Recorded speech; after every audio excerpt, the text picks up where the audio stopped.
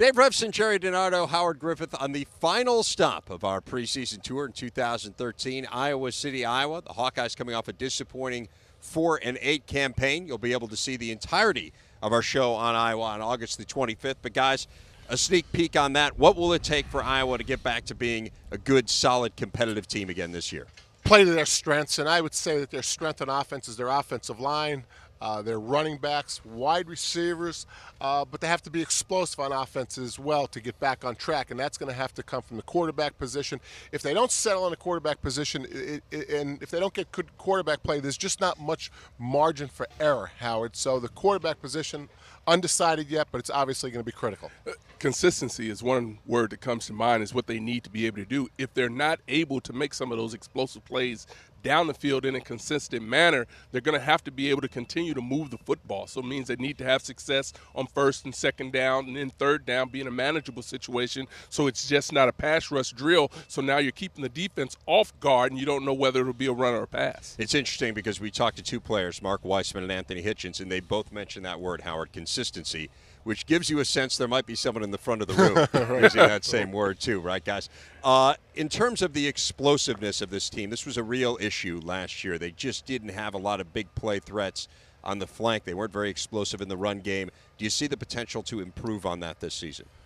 Well, until they name a quarterback, it's going to be hard to see it. I mean, you could see it on the grease board, and I think everyone knows this is what happens in this type of offense. But watching today's practice, I think until they decide on a starting quarterback, it's going to be hard to see exactly how that's going to unfold. Well, I know one thing. When you talk about having a young quarterback, whoever it's going to be, having a security blanket of a strong running game and an outstanding tight end and C.J. Fedorowicz is going to give them a big target and able to throw to someone underneath at times. And I think they'll be hitting a lot of check downs, so look for the tight ends to catch quite a few balls, and also the running backs coming out of the backfield. And just 3 passing plays of 40 or more yards last year. That was the fewest in the Big Ten. They had only 7 touchdown passes all season. Some of that points to the explosiveness on the flank. Some of it points to the quarterback position. We've touched on a little bit. They haven't named a starter yet, but based on what you saw, it seems like Rudock is in the lead, certainly taking the snaps with the number ones. Is he a guy you think can help add to that explosiveness? Yeah, I thought Jake looked the better of the two today, and I think that's the way the camp has unfolded by the way they took reps today.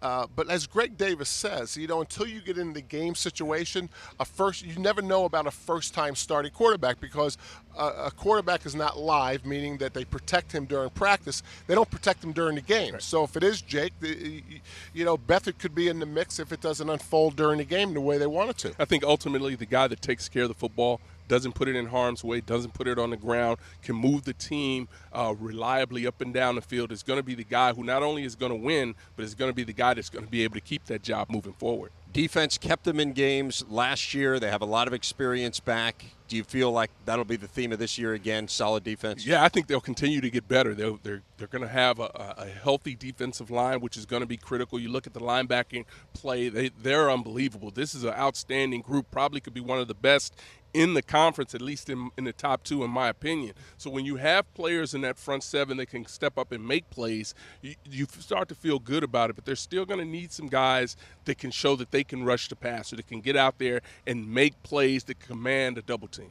And their issue on defense is the opposite or the same, depending on what side you're looking at, is the offense. They're going to support the front 7 with a secondary guy, and the offense is going to try to be explosive against them. And where the defense needs plays to be made is probably in the secondary, which may be the least tested of the 3 groups. So both offense and defense have similar challenge when it comes to explosive plays and stopping explosive plays. And while they do have a lot of experience back in that front 7, they didn't have a lot of big plays from that group either last year. They were last in the Big Ten in sacks, last in the Big Ten in tackles for loss. Again, plenty more on the Hawkeyes, including our conversations with players and coaches, August 25th on BTN.